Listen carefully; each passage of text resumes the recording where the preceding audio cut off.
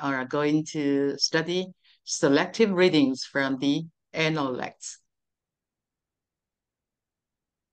And we know selective readings from the Analects were selected by our Tao Center. And the passages categorized into 6 major themes. And we have shared Tao and true nature, propriety and Ren, and filial piety and fraternal respect. And today, we will be on conduct and virtue of a Junzi. Okay, probably you haven't heard of the term Junzi, so I would like to share with you definitions of a Junzi. In Chinese culture, the term Junzi conveys 2 meanings. Originally, Junzi means someone of high official status, and later, as in the Analects, it came to signify a person of noble character. So today we are going to share what are the conducts and virtues of a person of noble character. Okay. And the Analects mentioned Junzi a total of 107 times across all 20 chapters. And so we can see it is very important in Confucianism. And if we include those verses that do not explicitly mention the term Junzi, but clearly talk about the virtues and behaviors of a Junzi, then the count will be much more than 107, will be even higher. Okay. So here is a passage quoted from the Family Sayings of Confucius. Family Sayings of Confucius, 孔子家语, is a different book from the Analects, is another book in Confucianism. So a passage quoted from the Family Sayings of Confucius that best describes the integrity and aspirations of a Junzi. It goes like this: like an orchid thriving in the deep forest, it does not cease to bloom fragrance, even when no one is there to appreciate it. So an orchid grown in deep forest, there is no one there, but the orchid still bloom, still emit fragrance, even when no one is there. So the same, a noble person, when faced with adversity, does not change in cultivating virtue and maintaining moral integrity. So a real Junzi stays true to his values, to his core value and morals, even when no one else is around. He doesn't let tough circumstances change who he is. For instance, like Junzi, probably he has no money, but being poor will not make him envy others' wealth, nor will he resort to immoral or shameful means to acquire it. He probably has no money, but he will never ever to steal or to rob or to fraud, to cheat anyone's money, okay? And nor should he seek to flatter or please powerful but unethical people, to gain favor just because he is in a lower position. Probably his social status is very low. I mean, a Junzi, probably he is in a lower position. But when in a lower position, he will never ever to flatter those bad people in high position in order to gain favor, in order to be promoted. He would never do that. So he always stay true to his core value and morals. And then why we explore the conduct and virtue of a Junzi? Why? Why don't you explore the conduct and virtue of a sage, of a saint? Then why Junzi? Why? Because in the Analects, Confucius said, since it's hard for me to meet a sage, it's hard for me to meet a sage, I would be satisfied to meet a Junzi. So here is a very beautiful picture. It is a picture of Taiwan's scenic spot called the road leading to heaven, 天堂路. This is a picture of 天堂路, the road leading to heaven. So I would like to share with you the road leading to heaven, to express Junzi is on the right path. leading to ultimate enlightenment. Here, a sage. A sage is someone who has achieved ultimate enlightenment, while a Junzi is a true cultivator, striving in the right direction. And Confucius certainly hoped that everyone could become a sage, but becoming a sage requires diligent practice. And rather than having the unrealistic idea of hoping to see everyone as a sage, it is better to see everyone as a Junzi, a true cultivator who works hard on their self-cultivation. Okay, so it is more practical to hope that we can see a lot of Junzi. Then many people are on the right path and toward the same goal, our heavenly home, our ultimate enlightenment. And that's why Confucius said, since it's hard for me to meet a sage, I would be satisfied to meet a Junzi. And let's go to the first verse we are going to share tonight. Okay, the first verse about a Junzi's attitude of respect toward others.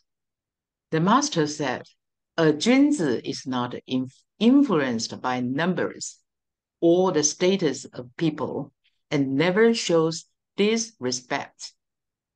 A Junzi treats everyone with humility and equality. What does it mean by not influenced by numbers? Regardless of the number of people or whether the people are important or insignificant, a Junzi is never negligent or disrespectful. He will always respect everyone, regardless of the number of the people or regardless of the status of the people. For example, if a Junzi, if a speaker, for example, if a speaker is going to give a lecture, if this speaker is a Junzi, he or she will always give his or her best effort, regardless of the size of the audience. Probably there's only one person listening, or probably 10 or 100 or 7, or even 1,000. A Junzi will treat every situation with equal respect, regardless of the number of the size of the audience. Okay, and for example, like if a Junzi is a host of an event or is the receptionist in an event, a host or a receptionist would treat all guests with equal respect and courtesy, regardless of their social status or importance. He will not just treat people who are very important, the VIP or VVIP, with great respect and ignore those people in lower position. He will not do that. He treats everyone with equal respect. He emphasizes the value of hospitality because hospitality is a Junzi's priority and believes that everyone deserves to be treated with dignity and consideration.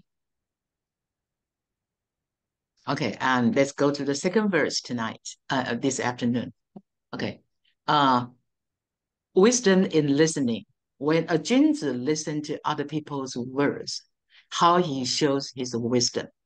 The master said, a Junzi does not promote someone based solely on their words, nor does he disregard what someone says because of who they are.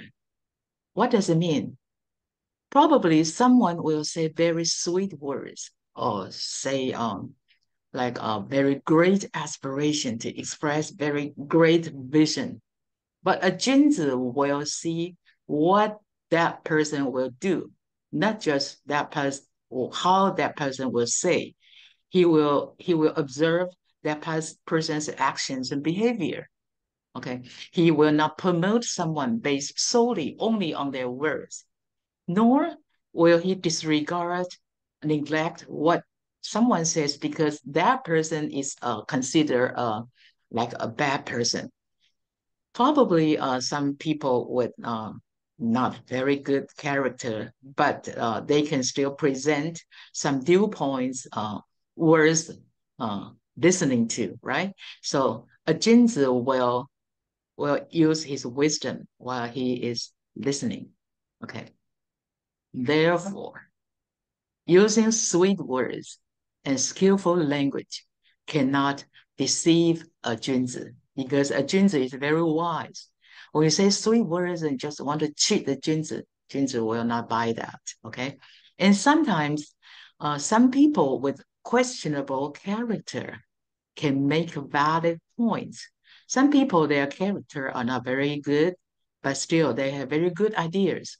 So a Junzi doesn't automatically reject what someone says solely based on their questionable character.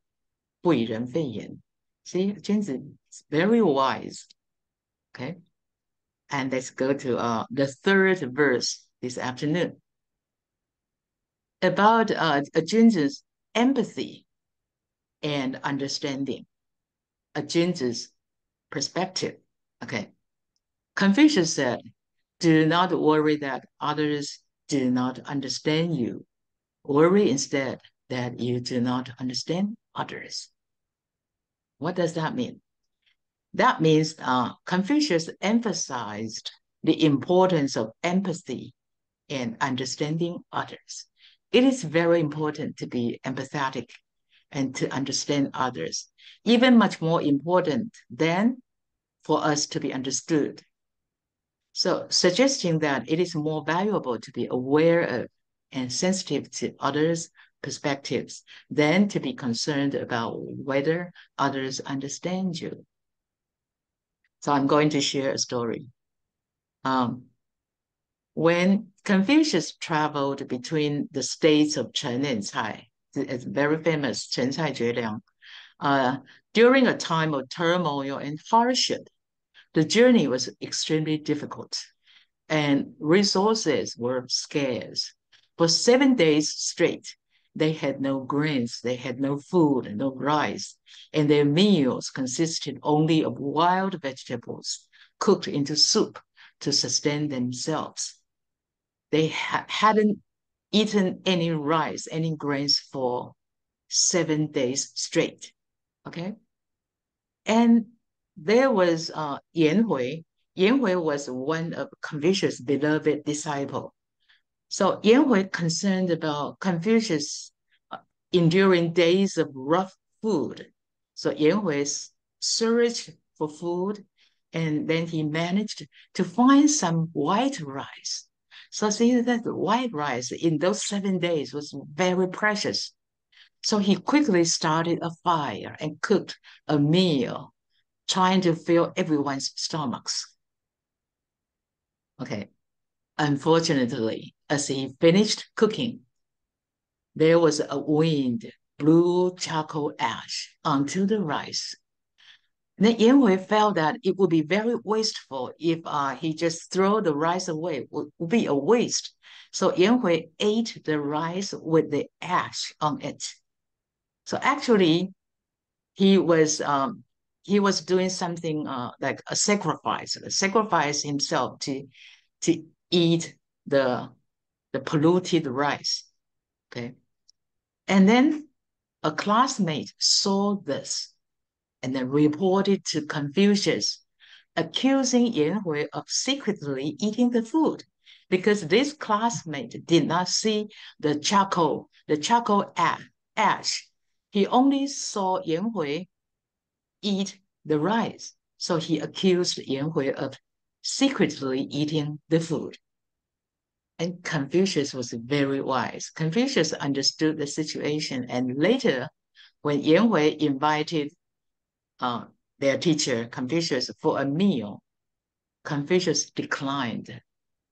Confucius said he preferred to first use the clean rice for ancestral worship, to worship their ancestors before they eat.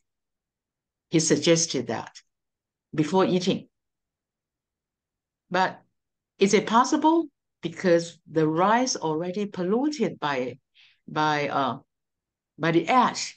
So Yan Hui explained, some ash fell into the rice. It would be impure to serve it, to offer it to our ancestors. Yet discarding it seemed wasteful, so I ate it myself. The remaining rice cannot be used for the ancestral offering. So now Confucius realized what's the fact. Okay, so Confucius then taught his disciples, saying that as human beings, we often trust what we see with our eyes and what we think in our hearts. But these perceptions are not always reliable. These perceptions may be false. Therefore, he urged his students to understand that knowing others is not easy, and to misunderstand others' goodwill, good intention, is actually a severe mistake. Okay, so we must be very careful not to misunderstand and wrongly accuse others. Therefore, instead of worrying about others not understanding us, we should first consider our own limitations in understanding others. Okay, as a review, the master said, do not worry that others do not understand you. Worry instead that you do not understand others. So how can we do that? How can we achieve this understanding, be able to understand others? There's only one way, through empathy. The empathy is cultivated by reducing our self-centeredness, get rid of our ego, reduce our self-centeredness. Then we can truly understand the joy and sorrows of others. Okay, and then let's go to the fourth verse this afternoon. Prioritizing personal growth, the path to recognition and success. The master said, do not worry about lacking a position. Worry about the qualifications you possess to hold one. Or worry about the qualifications we possess to hold a position. But do not worry about a position, worry our qualifications instead. Do not worry about being unknown, but strive to be worthy of recognition. Okay, here, let me share a story. Building a foundation for success. There was a young professional named Jen who recently graduated from college and is struggling to find a job in her desired field. Instead of being anxious about not having a high-ranking position or a job at a prestigious company, Jen focuses on improving her skills and gaining relevant experience. She takes online courses, participates in volunteer work related to her field, and works on personal projects to build a strong portfolio. And by doing so, Jen ensures that she is well prepared and qualified when an opportunity arises.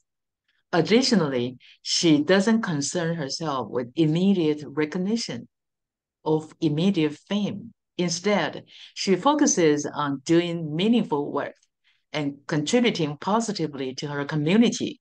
Over time, her efforts are noticed and she builds a reputation for being competent and dedicated.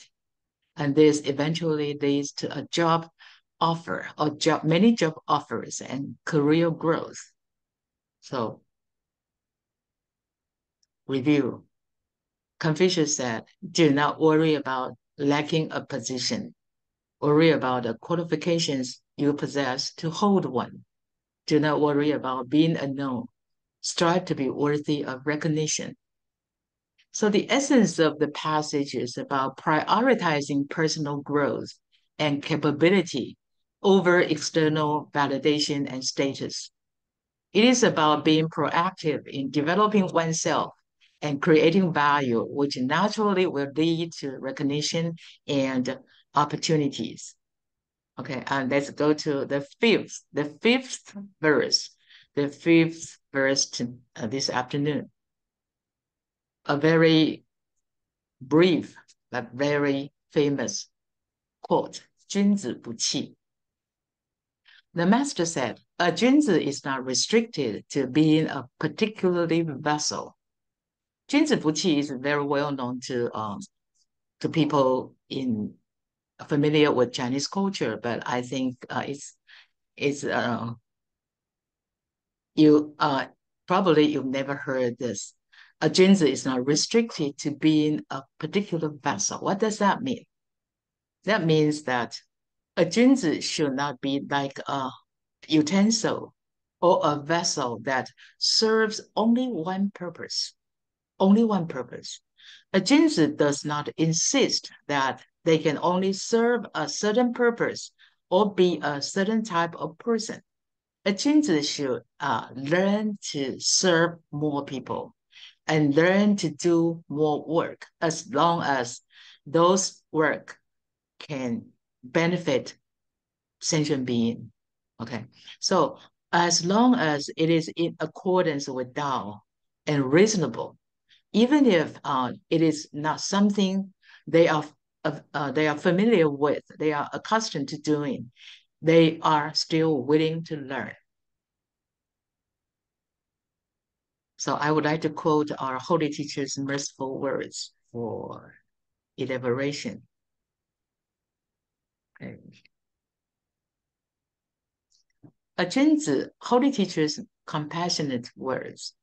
A Junzi can be someone who is high and mighty. But if circumstances change, they can also adapt to humble and lowly position. What does that mean? That means in terms of social status, in terms of positions, a Junzi can be someone who is in a very high position. Okay? When he is promoted to be a person in a very high position, he can play the role very well too. All right? But if the time comes when he needs to step down from that high position and become a person in a much lower position, an ordinary person might not be accustomed to that kind of change. But for Junzi, there's no problem. He can also adapt to a humble and lowly position. This is a very high level of cultivation. That means he already get rid of his ego. He already, like when he was in high position, he did not think that he is higher than everyone. He is higher than anyone. He must always cultivate his humility, no matter he is in high position or in low position. So it is easy for him to switch. Sometimes life will give us lessons. Sometimes people who are very powerful today, but next day he needs to step down.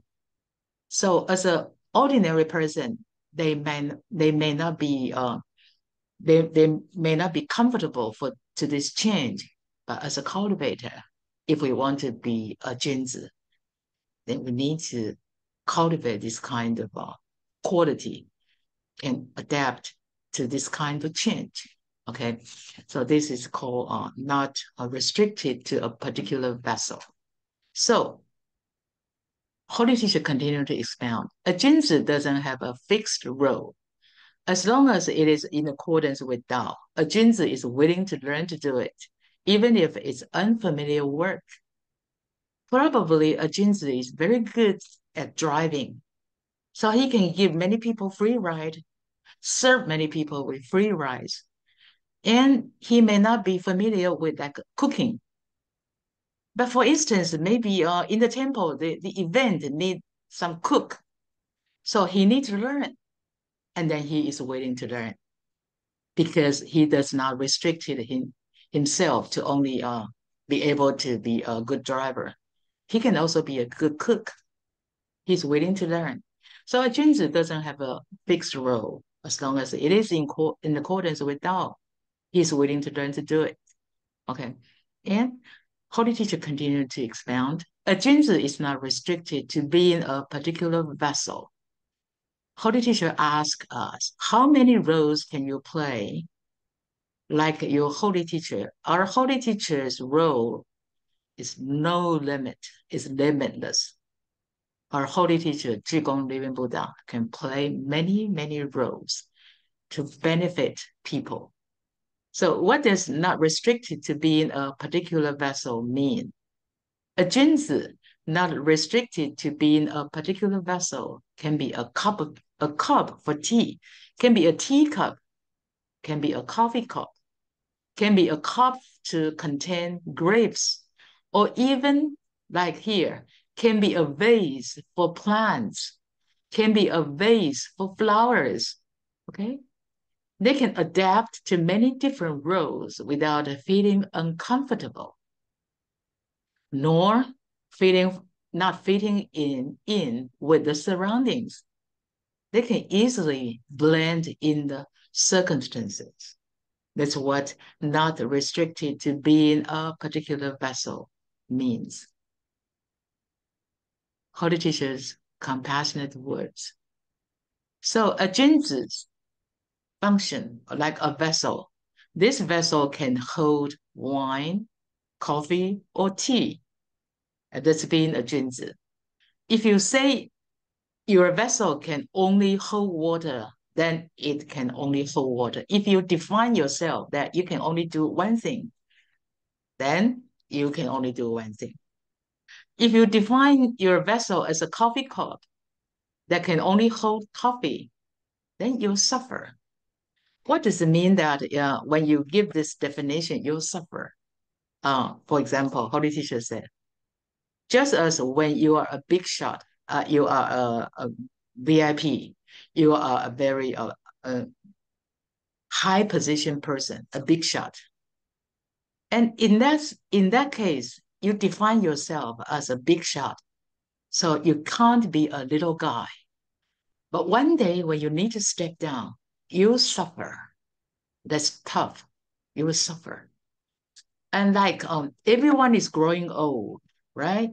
Probably you are in you are a teenager, like you are in your maybe you are in your 20s, in your 30s, you're in your 40s, you're still young. But eventually everyone will grow into their 60s, 70s, and 80s. When you're old and you can't go back to be a child, but you can't be a child, but you refuse to accept it. You refuse to accept the old age, then you suffer. Then you suffer. So you can see why Junzi always at ease, always feel comfortable fitting into any situations. Why? Because they have let go of their ego. They have already let go of their attachments. That's why they can be so like so happy, have true joy in life. No matter they are in high position, low position, no matter they are young or old, no matter they are rich or poor, or no matter they are healthy or sick. Okay? So sentient beings cannot do that. So sentient beings experience a lot of suffering.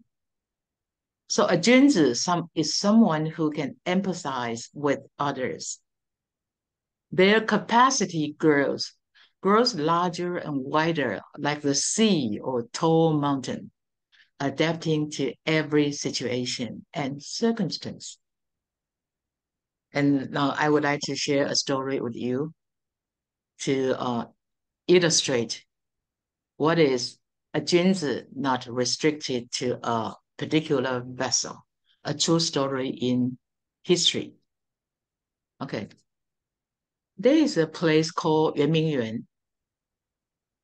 Yuanmingyuan, also known as the Old Summer Palace. You can search the internet. Yuanmingyuan, also known as the Old Summer Palace, was a complex of gardens, palaces, and pavilions located in Beijing, China. It was originally built during the Qing dynasty constructed throughout the 18th and early 19th centuries, and served as an imperial retreat and pleasure garden for emperors, Chinese emperors. Okay. Yuanmingyuan was renowned for its beautiful architecture, landscapes, and extensive collection of art and artifacts. Unfortunately, in 1860, British and French forces attacked Beijing and looted valuable antiques and treasures from the Yuanmingyuan. And after taking what they could, they even set fire to the palace. So the famous French writer Victor Hugo strongly criticized these actions, condemning them as acts of robbery.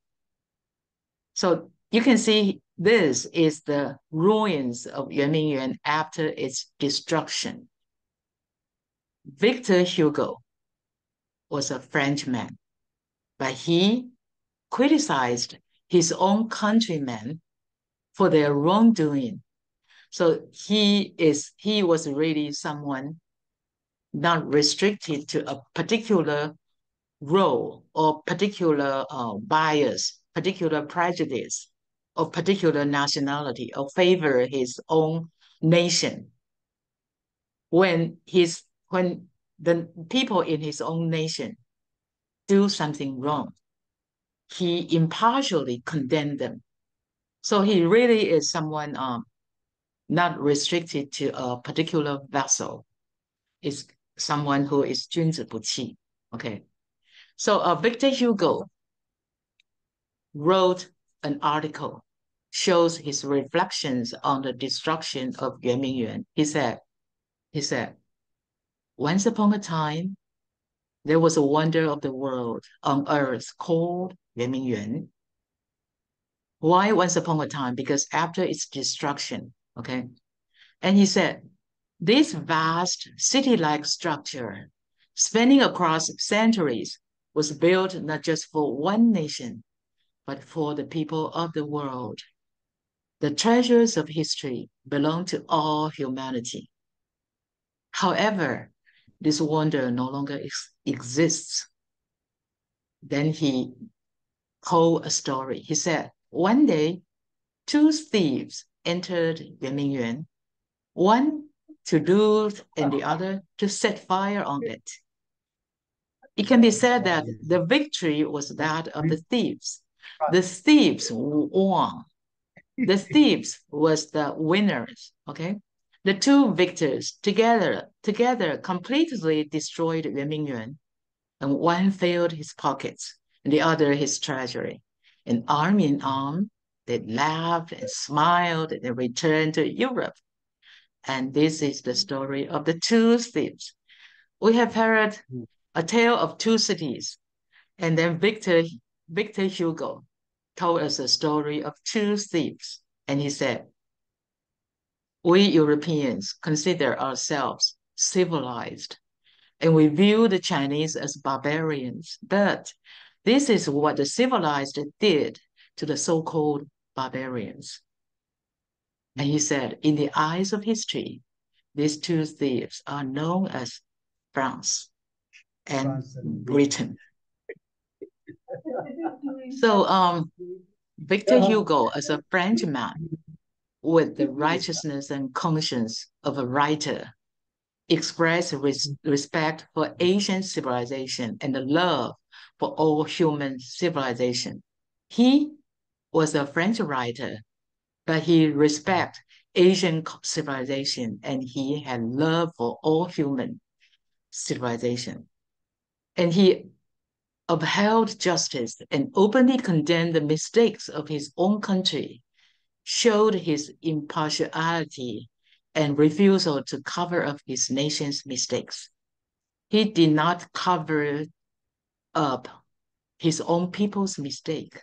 Instead, he condemned them impartially. So really embodying the principle of 君子不器. See, his love is not restricted to France. His love is broadly encompass the whole world. That's why he openly condemned the wrongdoing of his own countrymen. Okay.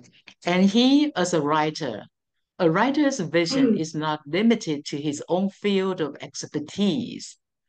Not only writing, but he possessed a broad mind, a noble character, and profound humanitarian spirit, caring for all of humanity. This is what Junzi Buqi means. He knew very well what was right and what was wrong. And when his fellow countrymen committed wrongdoing, he condemned them without hesitation. So, well, a historical figure which illustrated the essence of Junzi Buqi. Okay. And Holy Teacher's compassionate words as a summary for Junzi Buqi. Holy Teacher said the phrase Junzi Buqi, not a Junzi, not restricted to a particular vessel, teaches the importance of cultivating a generous heart. To become a vessel of heaven, we must first cultivate this generosity. With a generous heart and broad perspective, our Tao learning and application naturally become lively and insightful. And generosity comes from an empty mind. Without an empty mind, it is difficult to accommodate other people, to accommodate other things. And what does an empty mind mean? An empty mind refers to a state of mind that is free from clutter or mental distractions. Okay, often interpreted as being free from emotional or mental clutter. It implies a clear and focused state of consciousness, unburdened by unnecessary thoughts or worries. Okay, let's go to the 6th verse this afternoon. The 6th verse, integrity and resilience, navigating life's challenges as a Junzi. Confucius said, wealth and honor are what people desire, but if they are obtained in an improper way, we would rather not have them. That means everyone like, for example, like money, everyone like high position. But if we attain those money and high position in an improper way, then we would rather not to have them. Okay. And poverty and low status are what people want to avoid. No one wants to be poor or want to be people in a very low position. But if they are imposed on us improperly, we do not get rid of them. So you can see the first part is easy to understand. A Junzi can love wealth, but should acquire it in accordance with Dao. In Chinese, we say 君子爱财，取之有道. And wealth obtained through improper means, such as bribery, theft, or fraud, is not something one should possess. So it is also shameful to attain high position through any behavior that violates principles of honesty, integrity, and fairness. Okay, so the first part is very easy to understand, but the second part is quite interesting. The second part told us poverty and low status are what people want to avoid. But if they are imposed on us improperly, we do not get rid of them. Why? Why don't we just avoid them? Why we don't get rid of them? The second part highlights something extraordinary. It is not that a Junzi has an inclination to endure unnecessary or excessive suffering or unreasonable treatment from others, even when it is avoidable. Of course not. If those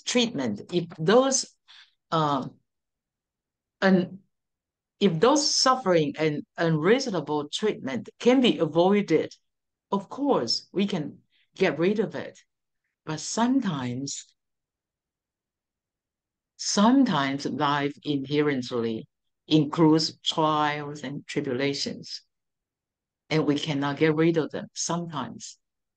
When faced with these challenges, it doesn't help to respond with pain, or cries, or struggles. It doesn't help. No matter we shout or cry or struggle, we refuse. The tribulations are still on us. It doesn't help sometimes. Instead, when we face such kind of tribulations, instead, it is better to face them with inner peace. So we have no choice. We need to face them with inner peace because they are unavoidable. And maintaining a steady and composed mindset instead of struggling, refusing. Maintain a steady and composed mindset in overcoming these obstacles. And these trials should be viewed as an opportunities for growth, a stepping stone to a higher level. So the most important part is actually on the second part. The first part is easy to understand. The second part, let's share a story from a very familiar gentleman in your country, Nelson Mandela. Turning adversity into growth, Mandela's journey of resilience and reflection. Mr. Mandela served 27 years in prison, enduring severe mistreatment from warders. He was eventually released and elected president of South Africa in 1994. I believe the details you know better than I do. And during his inauguration ceremony, Mr. Mandela invited 3 former guards from his time in prison as his honored guests. And he said, "To host so many esteemed guests fills me with great honor. But what delights me even more is the presence of these 3 honored guests who accompanied me during the difficult years in prison." And he then introduced them to the audience, and he embraced each of them. Mandela reflected. He said, "In my youth, when I was younger, I was hot-tempered and lacked wisdom.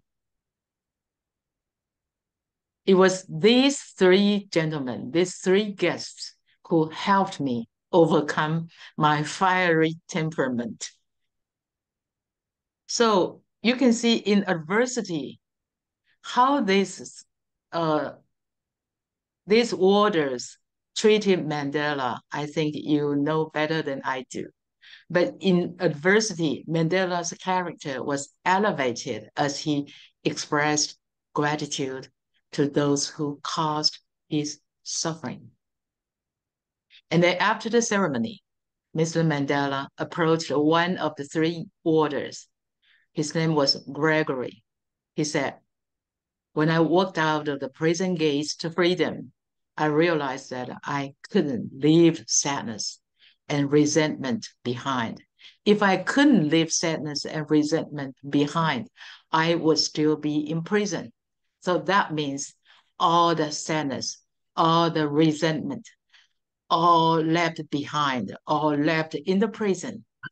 And when he walked out of the gates, he had been totally freed of sadness, free of resentment. So indeed, Mandela's prison life was unjustly imposed on him, right? He couldn't resist. He couldn't get rid of it. As Confucius said, poverty and low status imposed on us improperly. We cannot get rid of them. However, a Junzi finds peace in such circumstances and refraining from futile struggles or rebellion. Furthermore, a Junzi views adversity as an arena for self-cultivation. The adversity is an arena for self-cultivation and sees it as a stepping stone to growth. To review, Confucius said, wealth and honor are what people desire. But if they are obtained in an improper way, like theft or robbery or fraud, we won't do that. We would rather not have them. Very easy to understand. But poverty and low status are what people want to avoid. But if they are imposed on us improperly, and we cannot get rid of it, then we will view the adversity as an arena for self-cultivation. And we will view the adversity, the improper treatment, as a stepping stone to our growth. Very beautiful, right? Okay, now I would like to share that in the Analects, Confucius frequently contrasts the Junzi with the Xiaoren. So Junzi and Xiaoren is like in our Chinese culture. We are very, very familiar with these two terms. Xiaoren is the opposite of Junzi. Xiaoren also, literally, it means small or petty person. That means this person is narrow-minded, focused on his personal benefits and gain. And so very selfish. Okay. So a Junzi adheres to inner moral integrity, whereas a Xiaoren prioritizes personal gain. The major difference is this. Okay. So, but when we read passages in the Analects that contrast a Junzi with a Xiaoren, please do not think that we are criticizing someone. We learn passages in the Analects not to criticize anyone. Instead, we learn the passages in the Analects for our self-examination, for our own reflection. So instead, we should reflect on ourselves. And each of us possesses both Junzi-like and Xiaoren-like qualities within ourselves. So when we examine ourselves, indeed, some of our qualities are very Junzi-like, and some of our qualities probably tend to be Xiaoren-like. Well, it is it's considered as a human being, it is normal, okay? But if we want to take the adversity as a stepping stone for our growth, we need to grow to be a Junzi, and then next, learn to be a saint or sage. We don't stay in Xiaoren, okay? So through introspection, we can turn those Junzi-like qualities into true nobility, while eliminating those Xiaoren-like qualities to prevent becoming a true petty individuals. Okay, I would like to share 3 passages on Junzi versus Xiaoren. Okay, the first passage, seeking within and seeking without. Okay, seeking within, contrasting Junzi and Xiaoren's perspectives. The master said, a Junzi seeks within himself, a Xiaoren seeks within others. A very famous quote. What does it mean?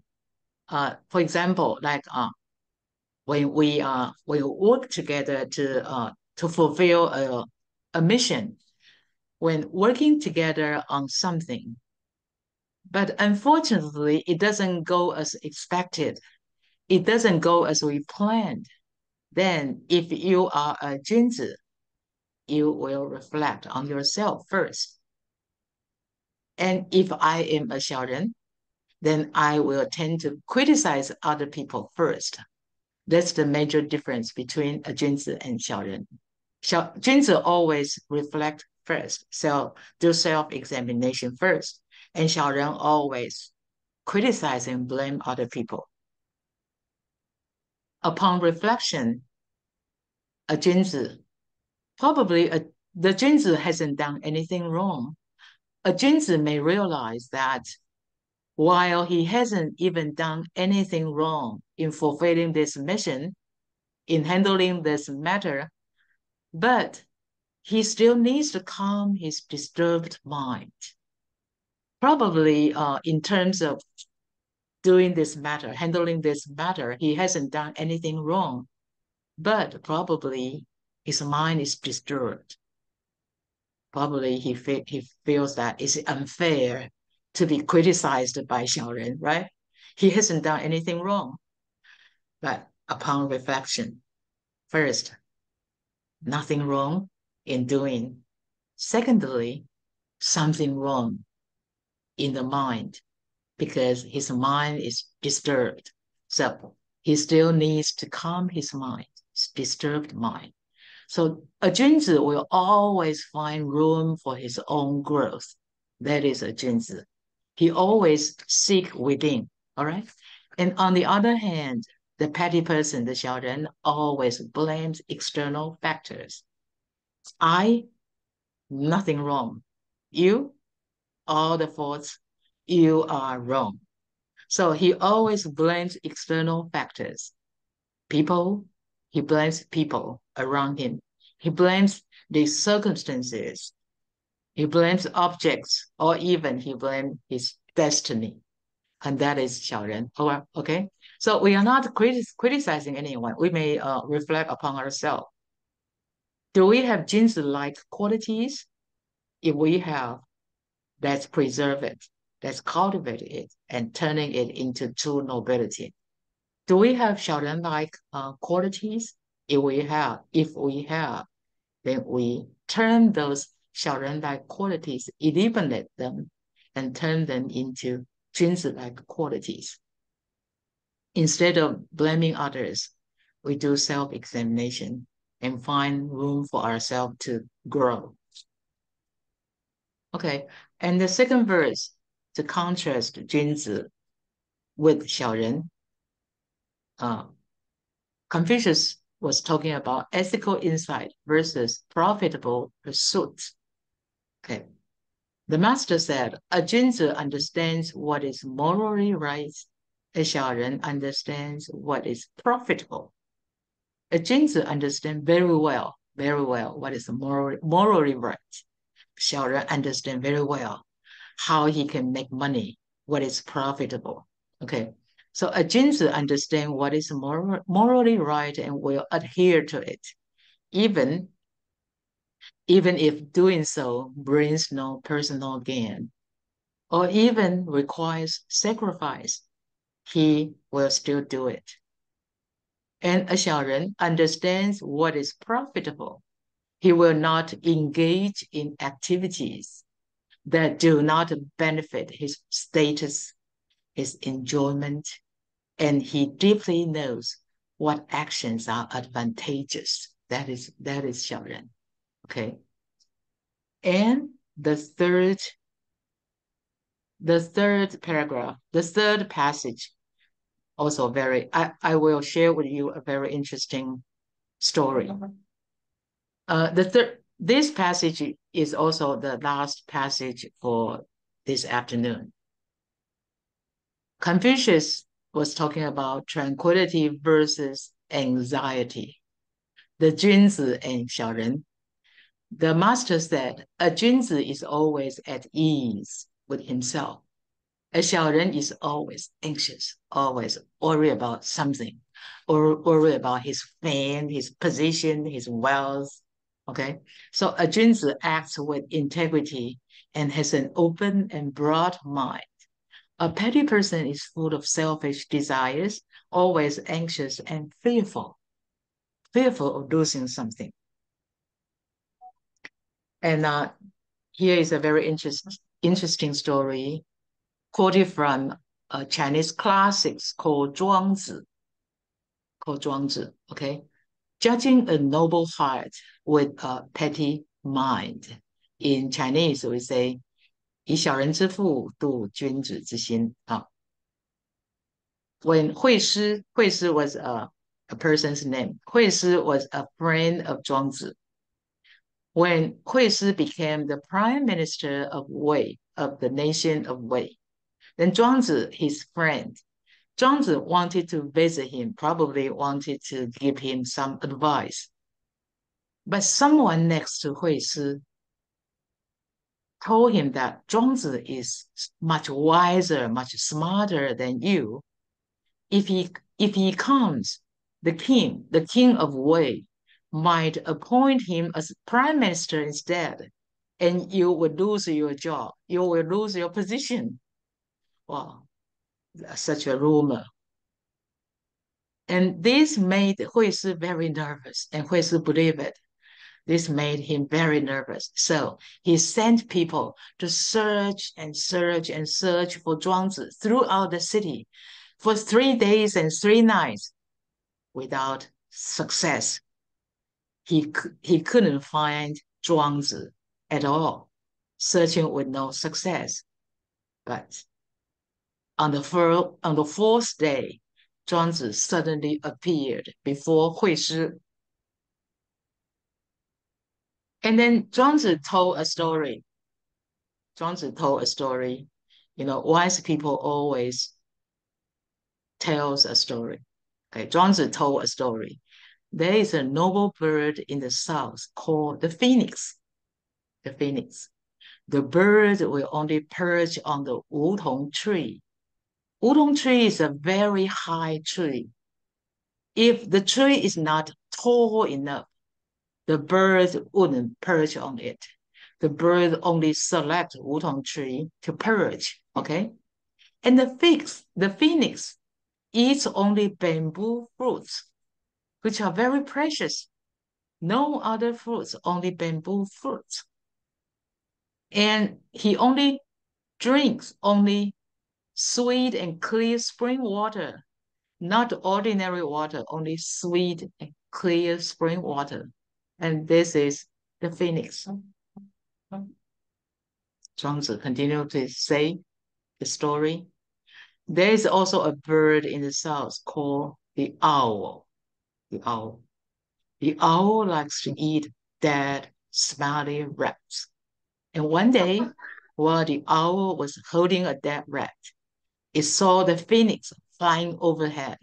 And fearing that the phoenix would snatch its dead rat, the owl screeched at the phoenix to scare it away. He did not know that, the owl did not know that the phoenix only eats bamboo fruit and only drink sweet, clean spring water. And Zhuangzi then said, "Now, are you now screeching at me, holding on to your position as the prime minister of Wei, like the owl with its dead rats?" So, why Junzi is always at ease with himself, always at ease. Why? Because he has high aspiration. He has a very high vision. He is not narrow-minded. But Xiaoren cannot understand the aspiration of Junzi.